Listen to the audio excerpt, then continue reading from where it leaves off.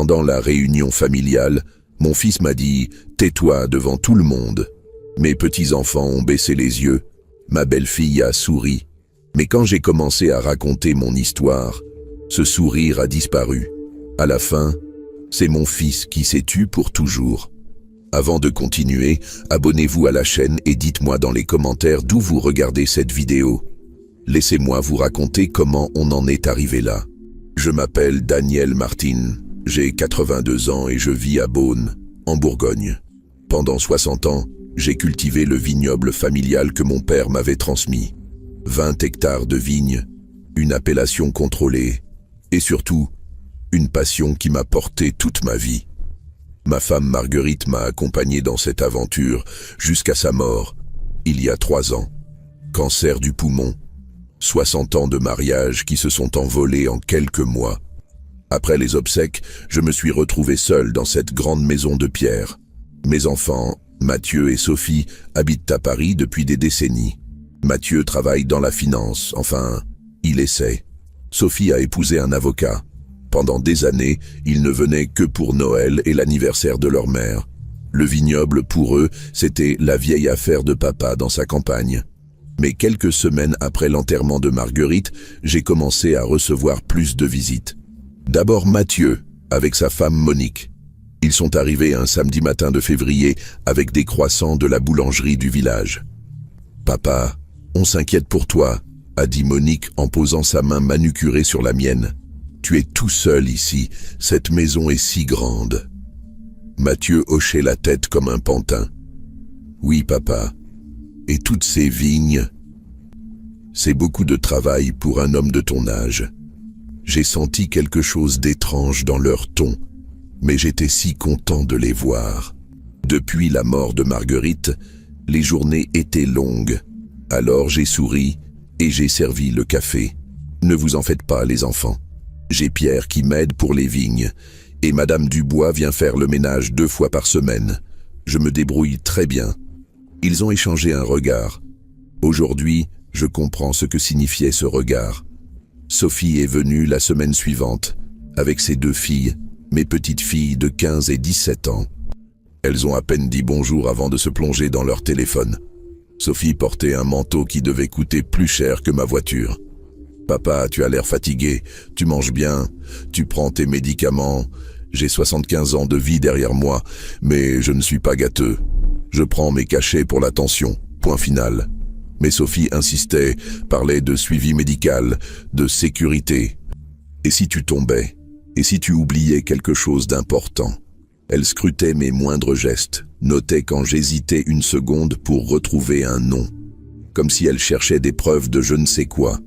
Au printemps, leurs visites se sont multipliées, parfois ensemble, parfois séparément. Toujours avec cette sollicitude nouvelle qui me touchait et me troublait un peu.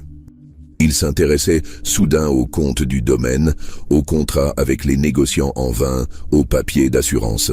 « Il faudrait moderniser la gestion, papa », disait Mathieu en feuilletant mes registres. « Tout informatiser. Moi, avec mon expérience en finance, je pourrais t'aider. » Son expérience en finance, s'il savait que je connais l'état de ses affaires. Mon notaire, maître Jacques Leclerc, est un vieil ami. Il me tient au courant de certaines choses. Mathieu a des dettes. Beaucoup de dettes. Des investissements ratés, des emprunts qui s'accumulent. Mais à l'époque, je ne voulais voir que leur attention retrouvée. Marguerite me manquait tellement que j'étais reconnaissant d'avoir mes enfants près de moi. Un jour de mai, Monique est arrivée avec un homme en costume. Elle me l'a présenté comme un spécialiste des questions patrimoniales. « Monsieur Martin, avec votre âge et la valeur de votre domaine, il serait prudent d'organiser une succession anticipée pour éviter les tracas fiscaux à vos enfants. » J'ai écouté poliment, mais quelque chose me dérangeait dans sa façon de parler comme si j'étais déjà mort. Et pourquoi Monique avait-elle organisé ce rendez-vous sans me demander mon avis? « Je vous remercie, mais j'ai déjà mon notaire pour ces questions. » L'homme a insisté, parlé d'optimisation, de charges, de nouveaux dispositifs légaux. Mathieu et Monique approuvaient tout ce qu'il disait. Quelques jours plus tard, Sophie m'a téléphoné. « Papa, On a réfléchi, ce monsieur a raison, il faut organiser les choses maintenant. Et puis, gérer un domaine à ton âge, tu pourrais te reposer, profiter de tes dernières années. Mes dernières années. Elle parlait comme si j'étais à l'agonie. Sophie, ma chérie, j'ai encore toute ma tête et mes 2 bras, le domaine, c'est ma vie. Justement, papa, tu as donné ta vie à ces vignes. Maintenant, c'est le moment de penser à toi et à nous, à ce qu'on va devenir quand tu ne seras plus là. Sa voix était devenue plus dure sur la fin. Pour la première fois, j'ai entendu la cupidité percer sous l'inquiétude filiale. L'été est passé avec ses visites incessantes, ses conseils non sollicités, ses regards scrutateurs. Ils observaient tout. Si j'oubliais un nom, si je mettais plus de temps à me lever de ma chaise, si je répétais une histoire déjà racontée. En septembre, ils ont commencé à parler de troubles de la mémoire devant moi, comme si j'étais transparent. Il s'embrouille de plus en plus, disait Monique à Sophie au téléphone. Hier, il a mis 10 minutes à retrouver ses clés. Mes clés que j'avais posées sur la table de la cuisine comme toujours, mais qu'elle avait déplacées dans le tiroir. J'ai bien vu son petit manège. Un matin d'octobre, j'ai reçu un courrier qui m'a fait l'effet d'une gifle. Une facture de consultation chez un gériatre de Dijon. Consultation que je n'avais jamais demandée, chez un médecin que je n'avais jamais vu. J'ai appelé Mathieu. Ah oui, papa. On avait pris rendez-vous, tu te souviens, pour un bilan de santé, mais tu as oublié d'y aller. Je n'ai jamais eu de rendez-vous chez ce médecin, Mathieu. Papa, tu l'oublies. C'est normal à ton âge. C'est justement pour ça qu'on s'inquiète. Il me mentait. En face. Mon propre fils me mentait et essayait de me faire croire que c'était moi qui perdais la mémoire. Ce soir-là, j'ai appelé Jules, mon petit-fils, le fils de Sophie. À 26 ans, c'est le seul de la famille qui vient me voir par plaisir, pas par calcul. Il étudie le droit à Dijon et passe parfois le week-end au domaine. Grand-papa, qu'est-ce qui ne va pas? Tu as l'air soucieux. Jules, est-ce que tu me trouves diminué, confus? Toi, tu es le plus lucide de la famille. Pourquoi tu demandes ça? Je lui ai raconté l'histoire du médecin, les visites pressantes de son père et de sa tante, leurs questions insistantes sur mes finances. Jules a froncé les sourcils. Grand-papa, ça ne me plaît pas du tout. Tu veux que je creuse un peu? Mon petit-fils, contrairement à ses parents, a hérité de mon sens de l'observation et de ma méfiance naturelle. Et contrairement à eux, il m'aime vraiment. Quelques jours plus tard, Jules est revenu avec son ordinateur portable. Grand-papa, assieds-toi, j'ai des choses à te montrer. Il a ouvert une série d'emails qu'il avait réussi à récupérer sur l'ordinateur de sa mère. Le premier était un échange entre Mathieu et un promoteur immobilier de Beaune datant de juin. Monsieur Martin, suite à notre conversation téléphonique concernant le domaine viticole de votre père, 20 hectares, appellation Beaune Premier Cru, nous confirmons notre intérêt pour un rachat global. Avec l'essor du tourisme œnologique en Bourgogne, ce terrain représente un potentiel exceptionnel pour un projet de resort de luxe.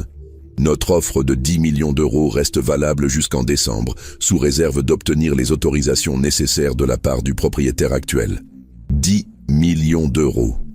Mon fils négociait la vente de mon domaine dans mon dos. Le domaine que mon père avait acheté en 1952, que j'avais développé toute ma vie. Le deuxième email était encore pire. Un échange entre Sophie et Monique. Il faut accélérer les choses. Papa devient méfiant. Le notaire que tu as contacté peut-il préparer les papiers pour la tutelle? Avec les témoignages sur ces troubles de la mémoire, on devrait y arriver d'ici Noël. Une fois qu'on aura la gestion de ces biens, on pourra finaliser la vente avec le promoteur. Mes enfants complotaient pour me faire passer pour un vieillard sénile et prendre le contrôle de mon patrimoine. Ils avaient même trouvé un notaire complice pour falsifier des documents de mise sous tutelle. Jules continuait de faire défiler les messages. Il y en avait des dizaines. Des plans détaillés pour m'isoler, contrôler mes rendez-vous médicaux, répandre des rumeurs sur ma prétendue démence dans le village. Ils avaient même prévu de changer les serrures de ma propre maison pour ma sécurité. Grand-papa, regarde celui-ci. Il date d'hier. C'était un message de Mathieu à sa sœur. Papa résiste plus que prévu. Il faut organiser une réunion familiale pour le forcer à signer. S'il refuse encore, on passe au plan B. On le fait interner pour troubles psychiatriques.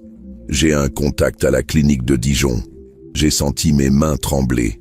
Mes propres enfants, ceux que j'avais élevés, nourris, aimés, étaient prêts à me faire enfermer dans un asile pour mettre la main sur mon héritage. Jules, qu'est-ce que je dois faire? Mon petit-fils a refermé l'ordinateur et m'a regardé droit dans les yeux.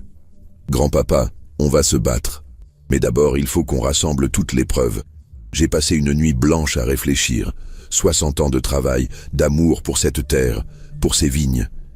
Et mes enfants étaient prêts à tout détruire pour de l'argent. Ils ne voyaient pas un patrimoine familial, ils voyaient une transaction.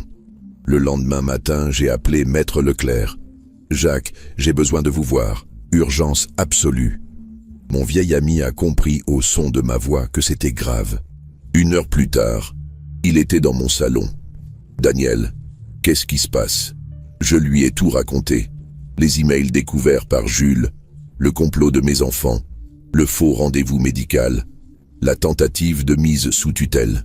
Maître Leclerc écoutait en prenant des notes, ses sourcils froncés par la colère.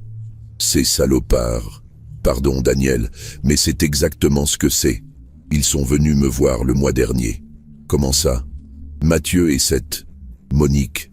Ils voulaient que je prépare des documents pour te dessaisir de la gestion de tes biens. Ils m'ont parlé de tes troubles cognitifs, de ta vulnérabilité. Je les ai envoyés promener, bien sûr. Pourquoi vous ne m'avez rien dit? Je pensais qu'ils avaient renoncé. Et je ne voulais pas vous inquiéter pour rien. Mais là, avec ce que vous me racontez, Jacques a sorti un dossier de sa mallette. Heureusement, on n'est pas démunis. Vous vous souvenez du testament que vous avez fait il y a 5 ans? Celui avec les clauses d'inaliénabilité? Exactement. Votre domaine ne peut être vendu sans votre accord exprès, et même après votre mort, il reste protégé pendant 20 ans. De plus, toute tentative d'escroquerie ou d'abus de faiblesse entraîne automatiquement le déshéritement des bénéficiaires. J'avais fait rédiger ce testament après avoir vu trop d'histoires de familles déchirées par l'héritage. Marguerite avait insisté. Protège le domaine, Daniel. Protège-le même contre nos propres enfants s'il le faut.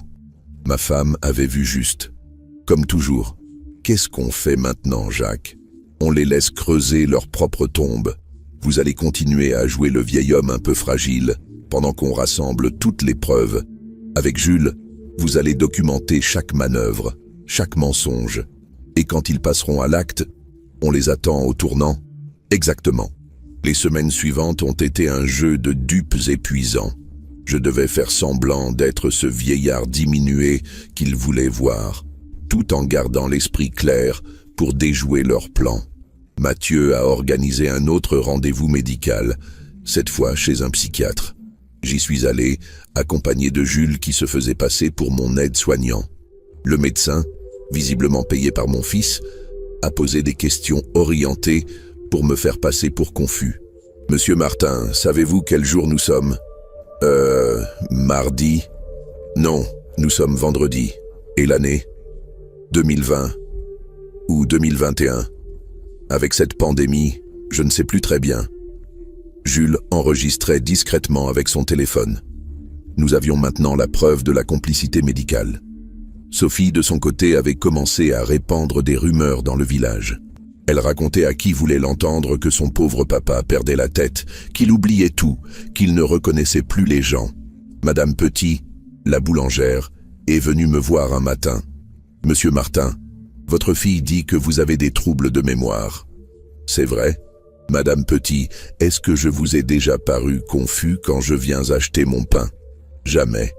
Vous êtes même plus vif que beaucoup de gens de 30 ans de moins.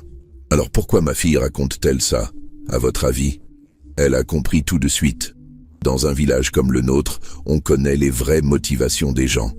En novembre, Mathieu a franchi une nouvelle étape. Il a engagé une aide-soignante, Madame Rousseau, prétendument pour m'assister au quotidien.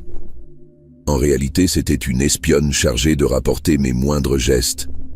Mais Madame Rousseau était une brave femme, et quand elle a compris le manège, elle s'est rangée de mon côté.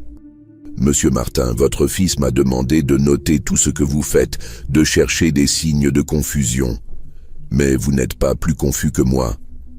Elle m'a montré le carnet que Mathieu lui avait donné avec des instructions précises. Noter toute perte de mémoire, désorientation, comportement inhabituel. Un vrai manuel pour fabriquer de fausses preuves. Qu'est-ce que vous allez écrire? Ce que vous me direz d'écrire, monsieur Martin. Décembre est arrivé avec son lot de nouvelles manœuvres. Sophie a commencé à parler de vendre quelques parcelles pour financer mes soins. Monique évoquait des solutions résidentielles adaptées à mon âge. Ils se rapprochaient de leur objectif. Le 15 décembre, j'ai reçu un appel de Mathieu. « Papa, on organise une réunion familiale samedi prochain.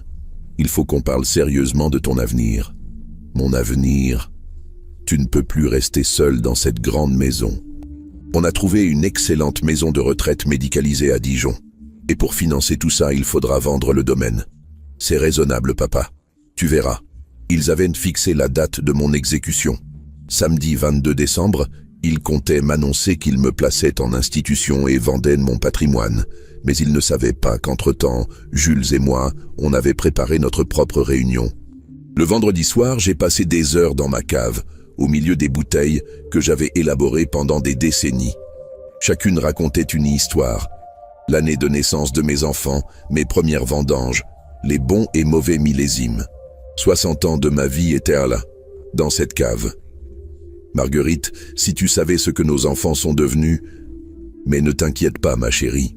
Demain, ils vont comprendre que même à 82 ans, on n'enterre pas Daniel Martin sans qu'il ait son mot à dire. Jules est arrivé tôt le samedi matin avec Maître Leclerc et un huissier. Nous avions tout préparé, les documents légaux, les enregistrements, les preuves.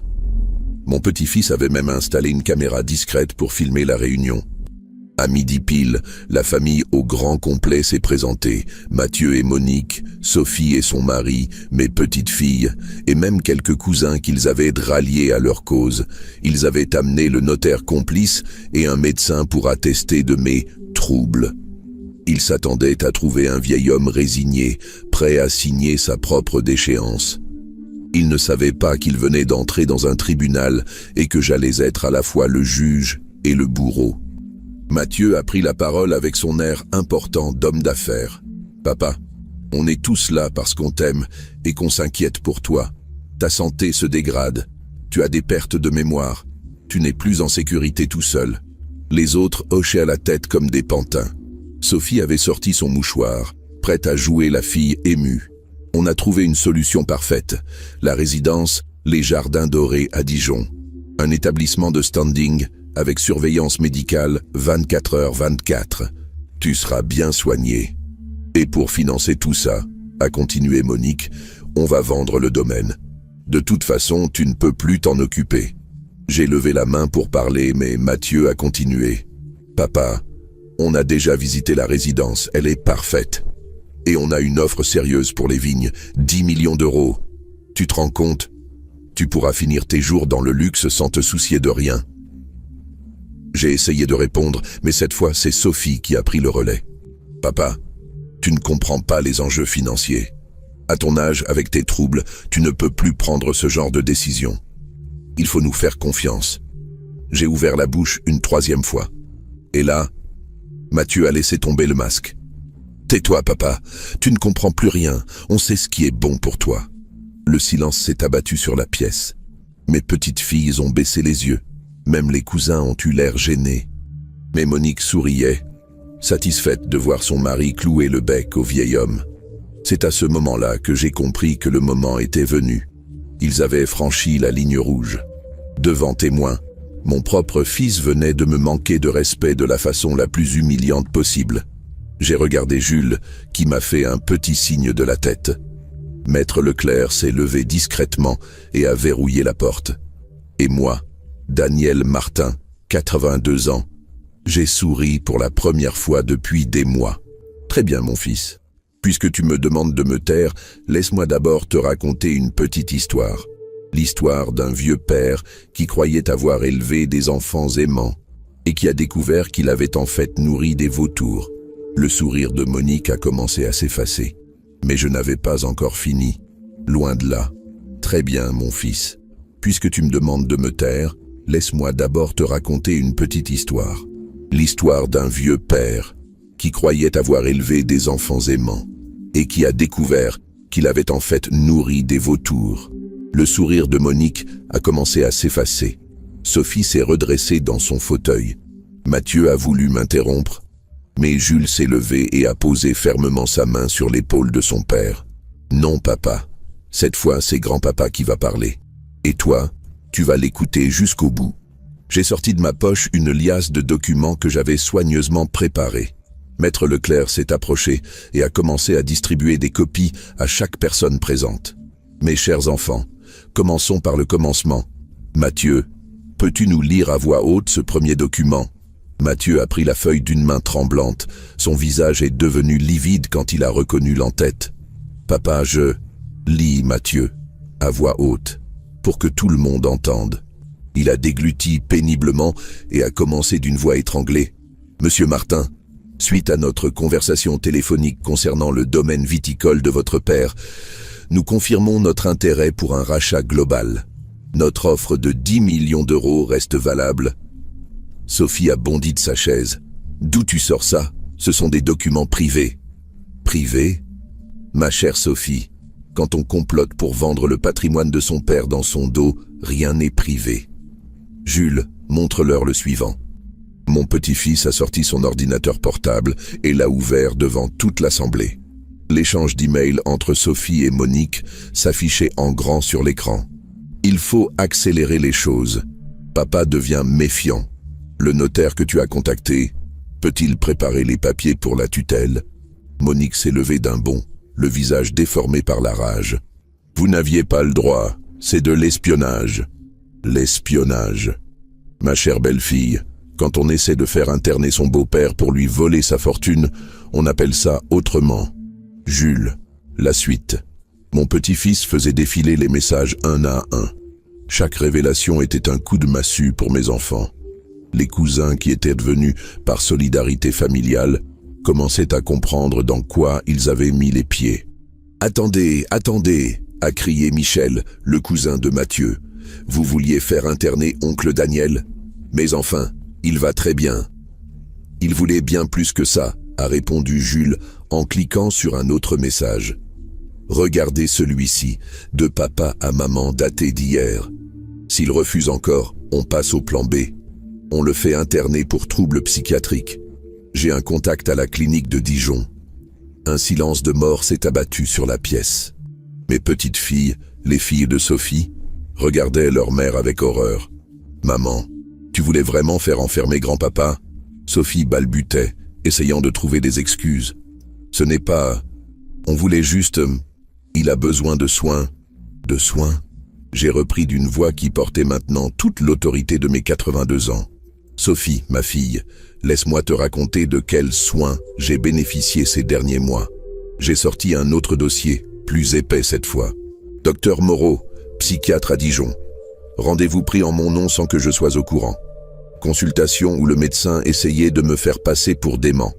Heureusement, Jules enregistrait tout.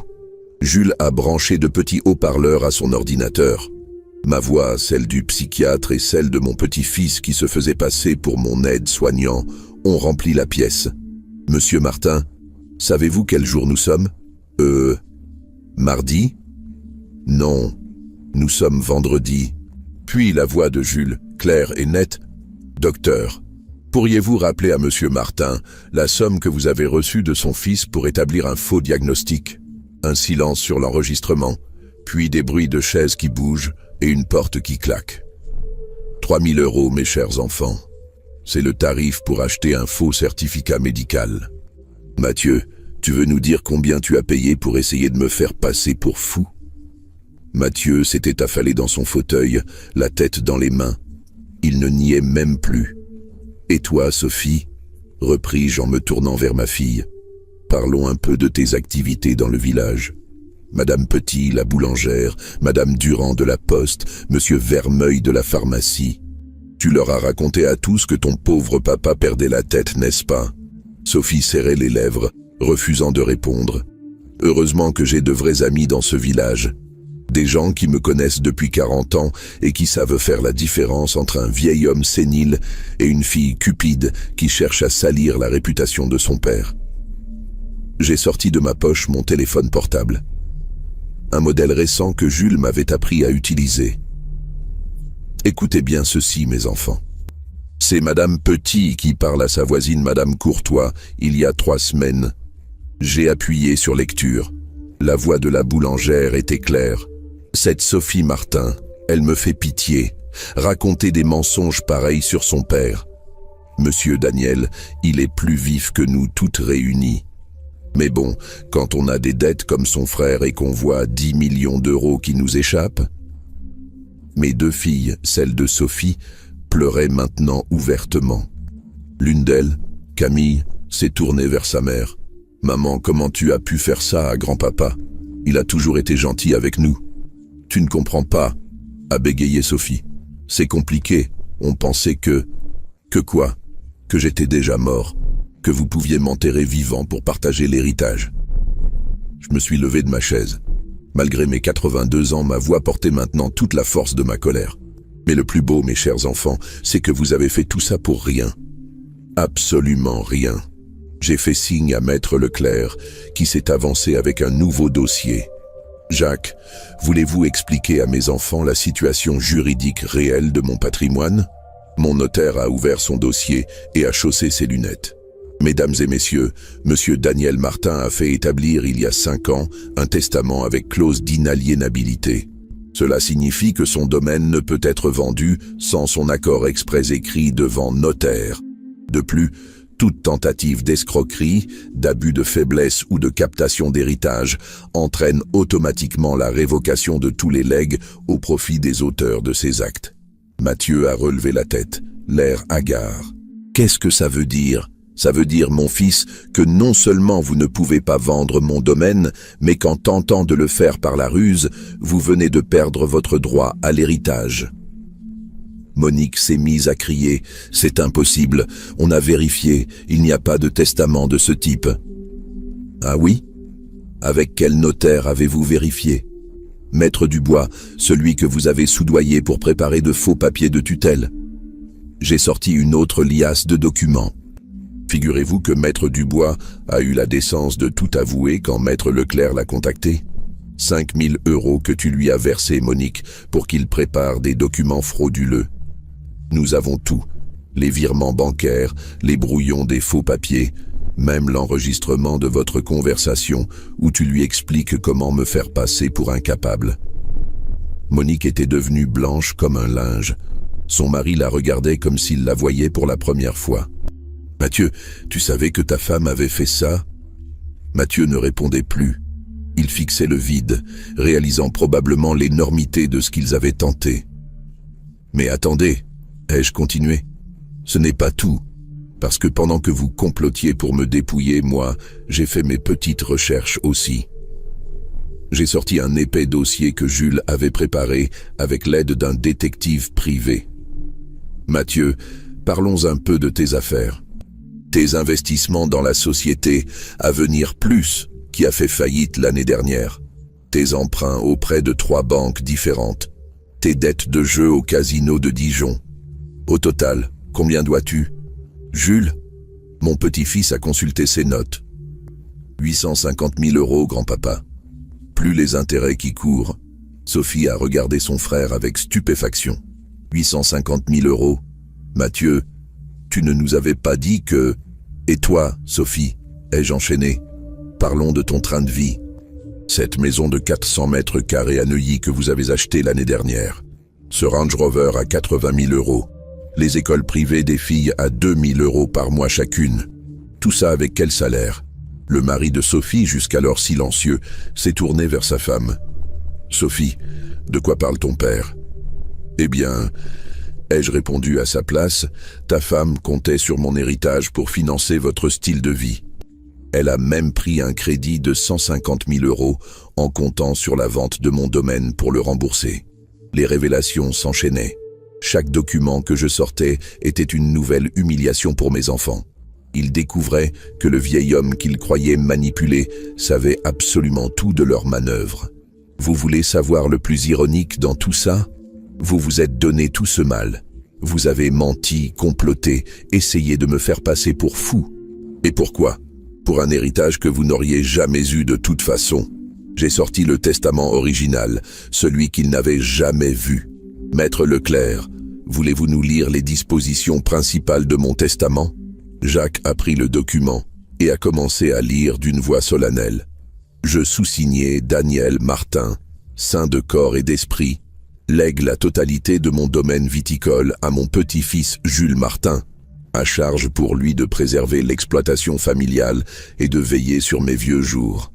Un silence de plomb s'est abattu sur la pièce. À mes enfants Mathieu et Sophie Martin, je lègue chacun la somme de 50 000 €, à condition qu'ils n'aient commis aucun acte d'abus de faiblesse, d'escroquerie ou de tentative de captation d'héritage à mon encontre. En cas de manquement à cette condition, ces legs sont révoqués et reversés à des œuvres de protection des personnes âgées. Mathieu a essayé de se lever, mais ses jambes ne le portaient plus. Papa, pourquoi? Pourquoi nous faire ça? Pourquoi? Mathieu, regarde-toi, regarde ce que tu es devenu. En 60 ans, combien de fois es-tu venu au domaine par plaisir? Combien de fois t'es-tu intéressé aux vignes, aux vendanges, à ce qui faisait ma passion? Ma voix tremblait maintenant de toutes les émotions accumulées. Tu venais à Noël, par obligation. Tu repartais le 26 décembre en prétextant des affaires urgentes. Tes filles, mes propres petites filles, je ne les voyais qu'une fois par an. Et toi, Sophie, c'était pareil. Le domaine pour vous, c'était la lubie du vieux. Sophie pleurait maintenant, mais je n'avais pas terminé. Et puis votre mère est morte. Et là, miracle, vous vous êtes découvert une affection subite pour votre vieux papa. Sauf que ce n'était pas pour moi que vous veniez. C'était pour évaluer la marchandise. J'ai montré Jules du doigt. Lui, mon petit-fils, il venait me voir tous les week-ends. Il m'aidait aux vendanges, il s'intéressait au vin, il écoutait mes histoires. Il mérite cet héritage parce qu'il aime cette terre autant que moi. Jules avait les larmes aux yeux. Il s'est approché et m'a pris dans ses bras. « Grand-papa, et ce n'est pas tout », ai-je continué en me dégageant doucement. « Parce que maintenant, mes chers enfants, on va parler des conséquences de vos actes. » J'ai fait signe à Maître Leclerc, qui a sorti un nouveau dossier. Tentative d'escroquerie en bande organisée. Falsification de documents administratifs. Corruption d'un professionnel de santé. Abus de faiblesse sur personnes vulnérables. Usurpation d'identité pour prendre des rendez-vous médicaux. Jacques, combien d'années de prison risque-t-il? Entre 3 et 7 ans ferme, Daniel. Plus les dommages et intérêts. Monique s'est effondrée dans son fauteuil. Sophie sanglotait. Mathieu restait prostré. Vous pensiez jouer au plus malin avec un vieux bonhomme de 82 ans. Vous avez oublié que ces 82 ans, je les ai vécus, que j'ai appris la méfiance, la prudence et surtout à reconnaître les faux-semblants. J'ai sorti mon téléphone et j'ai montré l'écran à toute l'assemblée. Et maintenant, mes enfants, vous allez découvrir que ce n'est pas terminé. Depuis le début de cette réunion, tout est filmé et enregistré. Vos aveux, vos réactions, tout sera versé au dossier de l'enquête. Effectivement, Jules avait discrètement installé une caméra qui avait tout capté. Une enquête? Quelle enquête? A balbutié Sophie. Celle que j'ai demandée ce matin même au procureur de la République de Dijon. Avec toutes les pièces que nous avons rassemblées, ils ont ouvert une information judiciaire pour escroquerie en bande organisée. Mathieu s'est enfin levé, titubant comme un homme ivre. « Papa, on peut s'arranger, on peut tout oublier. » S'arranger? Mathieu, tu viens de passer 6 mois à essayer de me faire passer pour fou pour me voler mon patrimoine. Tu as corrompu des médecins, falsifié des documents, répandu des calomnies sur moi dans tout le village. Et tu veux qu'on s'arrange? J'ai marqué une pause, laissant le silence s'installer. Il y a 1 heure, vous pensiez tous que le vieil Daniel était fini, que vous alliez le placer en maison de retraite et vous partager ses biens. Vous vous voyiez déjà riche de mes 10 millions d'euros. J'ai éclaté d'un rire sans joie. Mais maintenant, mes chers enfants, c'est vous qui êtes finis. Mathieu, avec tes dettes et ce scandale, qui va vouloir faire affaire avec toi? Sophie, quand tes amis de Neuilly apprendront que tu as tenté d'escroquer ton propre père, tu penses qu'elles vont encore t'inviter à leur soirée? Les 2 filles de Sophie se sont levées et ont commencé à sortir de la pièce. Grand-papa, a dit Camille en se retournant. Nous, on ne savait rien. Maman ne nous avait rien dit. Je sais, ma chérie, vous n'êtes pour rien dans tout ça. Votre mère a fait ses choix, elle en assumera les conséquences. Une fois les petites sorties, j'ai repris la parole, d'une voix plus calme, mais tout aussi ferme. Maintenant, vous allez tous m'écouter attentivement. Dans 1 heure, les gendarmes vont venir vous cueillir pour vous entendre sous serment. Vous avez le choix, soit vous niez tout et on vous démontre votre culpabilité pièce par pièce devant un tribunal, soit vous reconnaissez vos torts et on essaie de limiter les dégâts. Sophie a relevé la tête, l'air suppliant. Papa, qu'est-ce qu'on peut faire? Dis-nous ce qu'on peut faire, ce que vous pouvez faire. D'abord, remboursez jusqu'au dernier centime tous les frais que j'ai engagés pour déjouer vos plans. L'avocat, le détective privé, l'huissier, ça fait 15 000 euros. Ensuite, vous allez publier des excuses publiques dans le journal local. Vous allez reconnaître publiquement que vous avez menti sur mon état mental et présenter vos excuses à tous les habitants du village que vous avez trompés. Et enfin, vous allez disparaître de ma vie. Je ne veux plus vous voir, plus vous entendre, plus avoir de nouvelles de vous. Vous avez trahi la confiance d'un père, vous avez souillé la mémoire de votre mère, vous avez tenté de détruire l'œuvre de toute ma vie. Le silence était total. Seuls les sanglots de Sophie troublaient l'atmosphère. Madame Rousseau, ai-je appelé. L'aide-soignante que Mathieu avait engagée pour m'espionner est entrée dans la pièce. Oui, monsieur Martin. Voulez-vous leur lire ce que vous avez écrit dans le fameux carnet de surveillance? Madame Rousseau a sorti le carnet que Mathieu lui avait donné et a commencé à lire. Jour 1. Monsieur Martin est parfaitement lucide. Il m'a expliqué que son fils voulait que je mente sur son état. J'ai décidé de dire la vérité. Jour 5. Monsieur Martin m'a montré les documents prouvant que sa famille complotait contre lui. Je vais l'aider à rassembler les preuves. Jour 12. Monsieur Martin est en pleine possession de ses moyens. Sa famille essaye de le faire passer pour fou, mais c'est lui le plus intelligent de tous. Mathieu regardait Madame Rousseau avec des yeux exorbités. Vous nous avez trahis. Jeune homme, a répondu l'aide-soignante avec dignité. Quand on me demande de mentir sur un brave homme pour l'envoyer en asile, je choisis mon camp. Et mon camp, c'est celui de l'honnêteté. J'ai posé ma main sur l'épaule de Madame Rousseau. Cette dame va recevoir une pension viagère et une petite maison sur le domaine. Parce qu'elle, au moins, elle a su reconnaître le bien du mal. Monique s'est levée brusquement, le visage déformé par la rage. Vous nous tendez un piège depuis le début. Vous nous avez manipulés. Manipulés? Madame, j'ai simplement laissé vos vraies natures s'exprimer. Personne ne vous a forcé à comploter, à mentir, à corrompre des médecins. Vous n'êtes qu'un vieux fou sadique. Sadique? Mes chers enfants, vous voulez voir ce qu'est vraiment le sadisme? J'ai sorti une dernière enveloppe de ma poche. Ce matin, j'ai reçu la visite du promoteur immobilier avec qui vous négociiez. Monsieur Bertrand, celui qui voulait acheter mon domaine pour construire son complexe touristique.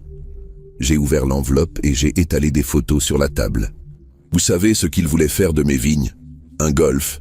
Et de ma maison familiale. Un hôtel de luxe. 60 ans de tradition viticole remplacé par un terrain de golf pour riches parisiens. Les photos montraient des plans détaillés du projet. Mon domaine transformé en parc de loisirs, mes vignes arrachées, ma cave détruite. Voilà pourquoi vous étiez prêt à me trahir. Voilà ce que valait l'amour filial à vos yeux, un terrain de golf. Sophie s'est mise à vomir. L'horreur de ce qu'ils avaient failli faire lui apparaissait enfin. Mais ne vous inquiétez pas, ai-je continué. J'ai expliqué à Monsieur Bertrand que le domaine n'était pas à vendre et qu'il ne le serait jamais.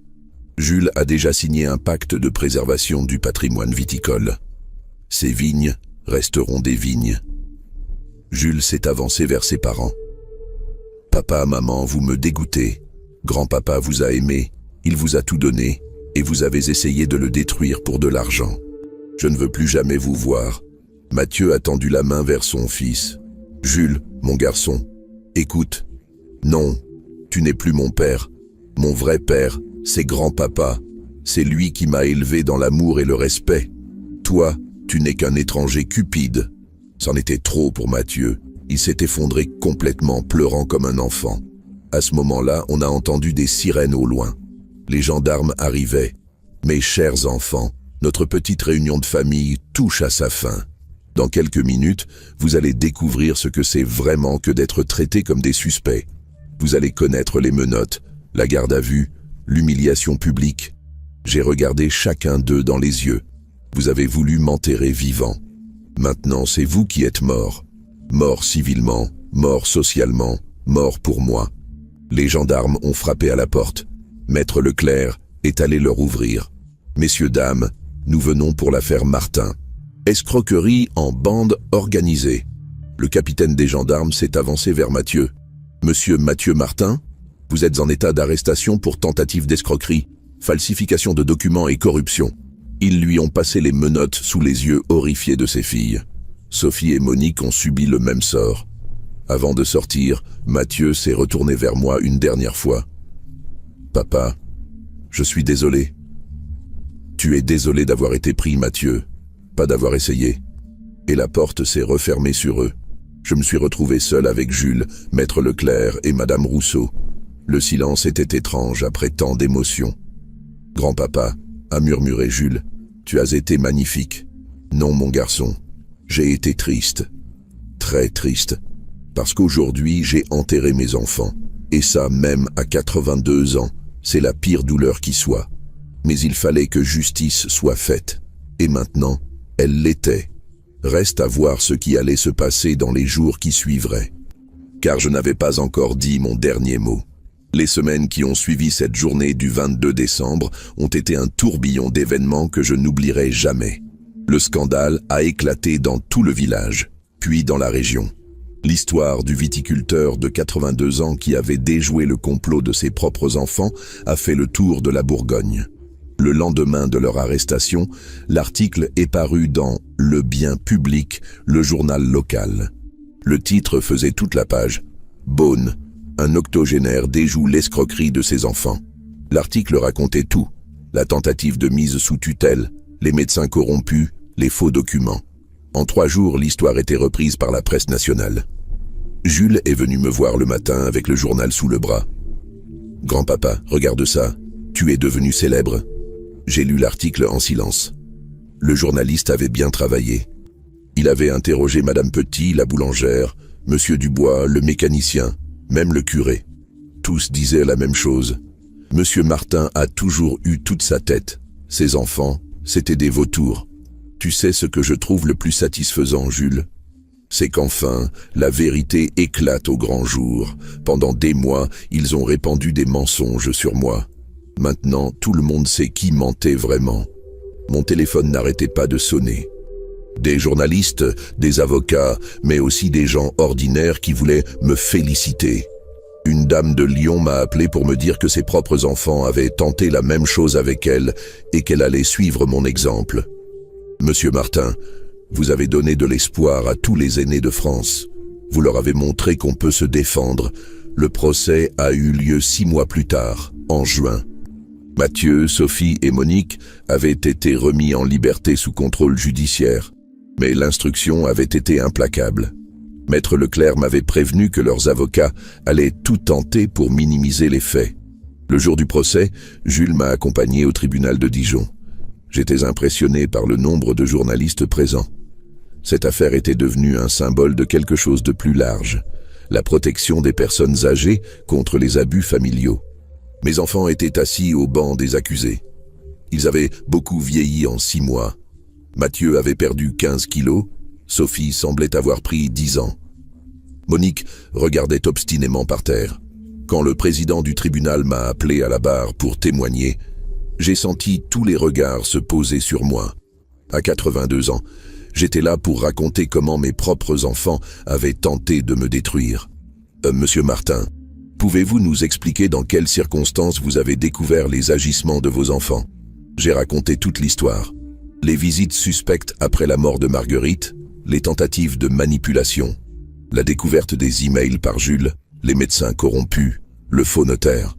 Ma voix était ferme, mes souvenirs précis. Personne ne pouvait douter de ma lucidité. L'avocat de Mathieu a essayé de me déstabiliser. Monsieur Martin, n'est-il pas vrai que vous aviez effectivement des troubles de mémoire?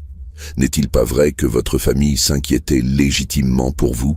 Maître, j'ai 82 ans et je me souviens de chaque détail de cette affaire. Je me souviens du nom de tous les médecins qu'ils ont soudoyés, de toutes les dates de leurs manœuvres, de tous les mensonges qu'ils ont proférés. Voulez-vous que je vous récite par cœur la liste de leurs dettes? Une rumeur amusée a parcouru la salle. L'avocat a changé de stratégie. Mais enfin, monsieur Martin, vos enfants vous aimaient, ils voulaient juste s'occuper de vous.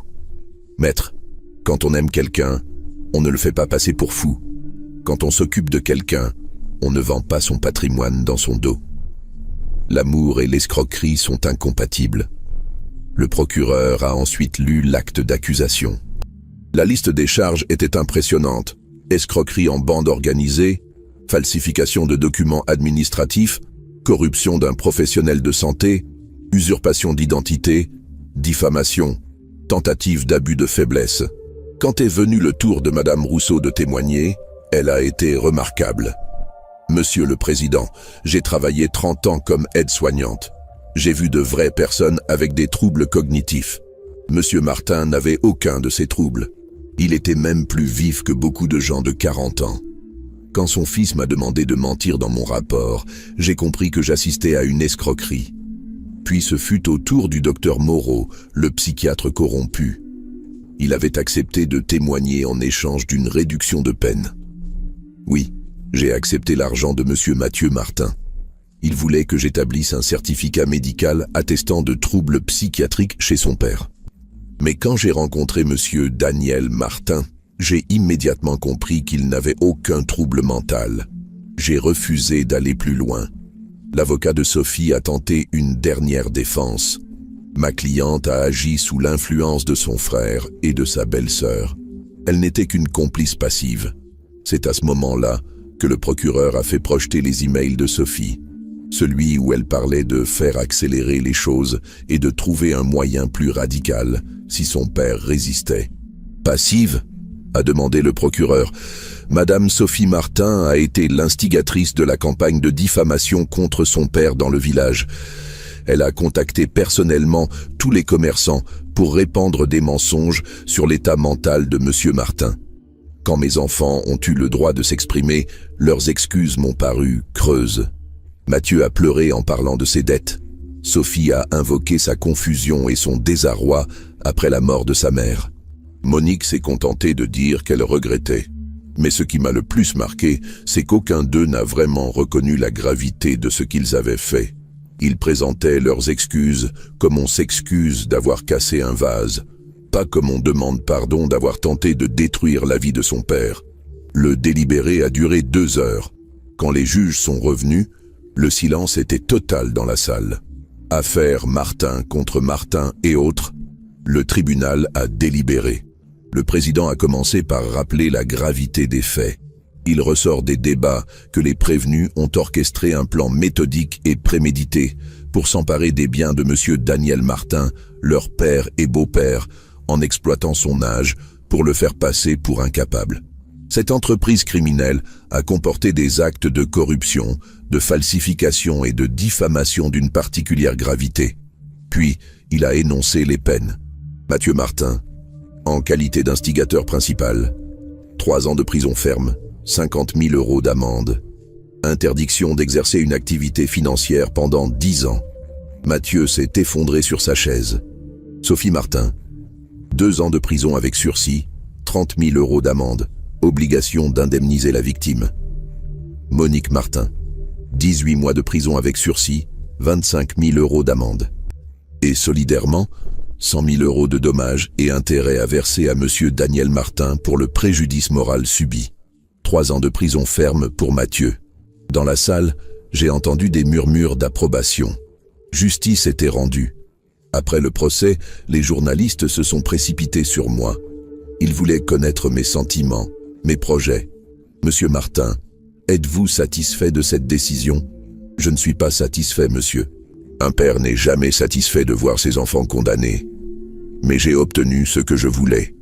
La reconnaissance publique de la vérité et la protection des autres personnes âgées qui pourraient vivre la même chose. Allez-vous pardonner à vos enfants? Cette question m'a fait réfléchir longtemps. Le pardon, c'est quelque chose qu'on peut donner quand on a la certitude que l'autre regrette vraiment. Pour l'instant, je n'ai pas cette certitude. Il regrette d'avoir été pris, pas d'avoir agi. Les mois qui ont suivi le procès ont été plus paisibles. Mathieu a été incarcéré à la prison de Dijon. Sophie et Monique ont disparu de la circulation. J'ai appris par des relations communes qu'elles avaient quitté la région, probablement pour échapper au scandale. Mes petites filles, les filles de Sophie, sont venues me voir quelques mois après le procès. Grand-papa, on voudrait te dire qu'on ne savait rien. Maman ne nous avait rien dit de tout ça. Je le sais, mes chéris, vous n'êtes responsable de rien. On peut venir te voir de temps en temps. Maman dit qu'il vaut mieux qu'on ne te voie plus. Mais nous, on t'aime. Vous serez toujours les bienvenus ici. Cette histoire ne regarde que votre mère et moi, pas vous. Elles viennent maintenant tous les mois. Elles m'aident pendant les vendanges, elles apprennent les secrets de la vinification. Elles sont en train de découvrir ce que leurs parents avaient rejeté, l'amour de la terre et des traditions. Jules, lui, s'est installé définitivement au domaine. Il a terminé ses études de droit et il gère maintenant l'exploitation avec une passion qui me rappelle ma propre jeunesse. Nous avons modernisé certaines installations, développé la vente directe, créé un petit espace de dégustation. Grand-papa, regarde les chiffres de cette année. On a augmenté le chiffre d'affaires de 30%. Mon petit-fils a l'intelligence commerciale qui me manquait. Grâce à lui, le domaine n'a jamais été aussi prospère. 6 mois après le procès, j'ai reçu une visite inattendue. Une dame d'une 60aine d'années, très élégante, accompagnée d'un jeune homme. Monsieur Martin, je m'appelle Françoise Dubois. J'ai lu votre histoire dans les journaux. Que puis-je pour vous, madame? Mon fils et moi, nous représentons l'association Aînés en danger. Nous aidons les personnes âgées victimes d'abus familiaux. Nous voulons vous proposer de devenir notre porte-parole. L'idée m'a d'abord surpris. Moi, porte-parole, à 83 ans, madame, je ne suis qu'un simple viticulteur. Justement, vous n'êtes pas un politique, pas un intellectuel. Vous êtes un homme ordinaire qui a vécu une situation extraordinaire. Et vous avez montré qu'on peut se défendre. Après réflexion, j'ai accepté. Nous avons créé ensemble le programme Sagesse des Vignes. Des conférences dans toute la France pour sensibiliser aux droits des personnes âgées et aux signes avant-coureurs des abus familiaux. La première conférence a eu lieu à Dijon, dans un amphithéâtre de 500 places. Il était plein. J'ai raconté mon histoire, donné des conseils pratiques, expliqué comment se protéger. Mesdames et messieurs, n'ayez jamais honte de vous méfier. Quand vos enfants s'intéressent soudain à votre patrimoine plus qu'à votre santé, posez-vous des questions. Quand ils parlent de simplifier votre vie en prenant le contrôle de vos affaires, méfiez-vous. Une dame dans le public a levé la main. Monsieur Martin, mon fils veut que je lui donne procuration sur mes comptes. Il dit que c'est pour m'aider. Qu'est-ce que je dois faire? Madame, demandez-vous pourquoi il a besoin de cette procuration. Si c'est vraiment pour vous aider, il peut très bien vous accompagner à la banque quand vous en avez besoin. Une procuration générale, c'est la porte ouverte à tous les abus. Ces conférences m'ont redonné un sens à ma vie. Je reçois des lettres de toute la France. Des personnes âgées qui ont reconnu les signes et qui se sont protégées à temps. Des familles qui ont évité le pire grâce à mes conseils. 1 an après le procès, j'ai reçu une lettre de Mathieu depuis la prison. Une longue lettre où il me demandait pardon, où il reconnaissait ses erreurs. Papa, j'ai eu le temps de réfléchir ici. J'ai compris l'horreur de ce que j'ai fait. Mes dettes m'avaient rendu fou, mais ce n'est pas une excuse. J'ai trahi l'homme qui m'a tout donné. Je ne mérite pas ton pardon, mais je voulais que tu saches que je regrette sincèrement. J'ai gardé cette lettre plusieurs jours avant de répondre. Finalement, j'ai écrit « Mathieu, le fait que tu reconnaisses enfin tes torts est un début, mais le pardon, ça ne se décrète pas, ça se mérite. Quand tu sortiras de prison, si tu veux vraiment te racheter, il faudra le prouver par tes actes, pas par tes mots. » Il m'écrit maintenant régulièrement. Il me donne des nouvelles de sa réflexion, comme il dit. Il suit une formation en menuiserie. Il a arrêté le jeu. Peut-être que dans quelques années, Sophie, elle, ne m'a jamais contacté. D'après ce que j'ai appris, elle a divorcé, perdu sa maison de Neuilly et vit maintenant dans un petit appartement en banlieue. Ses filles me disent qu'elle refuse de parler de cette histoire. Grand-papa, maman dit que c'est toi qui as détruit la famille. Mais chérie, ce n'est pas moi qui ai détruit la famille. C'est votre mère qui l'a fait en choisissant l'argent plutôt que l'amour. Aujourd'hui, j'ai 85 ans. Ma santé est encore bonne. Mon esprit, toujours vif. Le domaine prospère sous la direction de Jules. Nous avons même ouvert une petite maison d'hôtes pour les amateurs de tourisme viticole. Madame Rousseau vit maintenant dans la petite maison que je lui ai fait construire sur le domaine. Elle s'occupe de moi quand j'en ai besoin, mais surtout, elle est devenue une amie précieuse. Nous jouons aux cartes le soir, nous regardons les informations ensemble.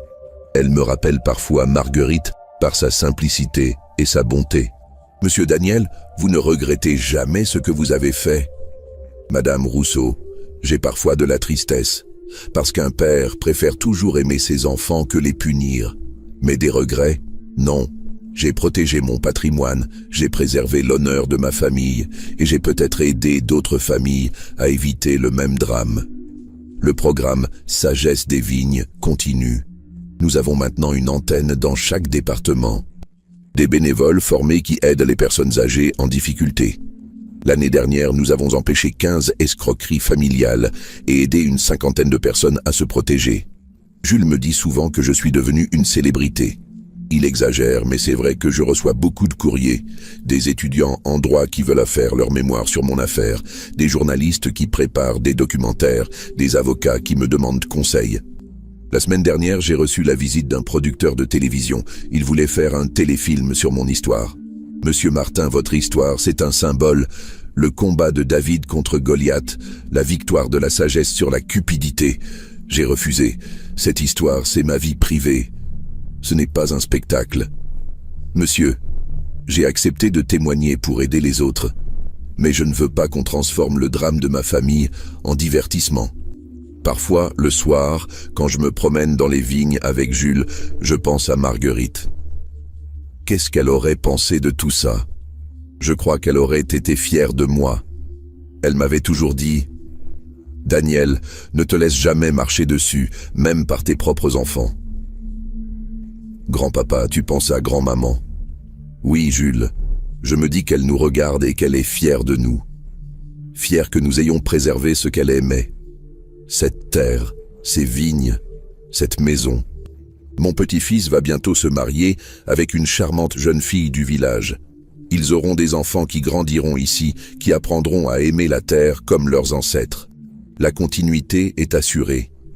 Récemment, j'ai fait rédiger un Nouveau Testament. Un testament plus détaillé qui protège encore mieux le domaine. J'y ai inclus une clause spéciale. Si mes enfants Mathieu et Sophie Martin reconnaissent publiquement leurs torts et font preuve d'un repentir sincère pendant au moins 5 années consécutives, ils pourront recevoir chacun un legs de 100 000 €. Cette somme devra être intégralement versée à des œuvres de protection des personnes âgées.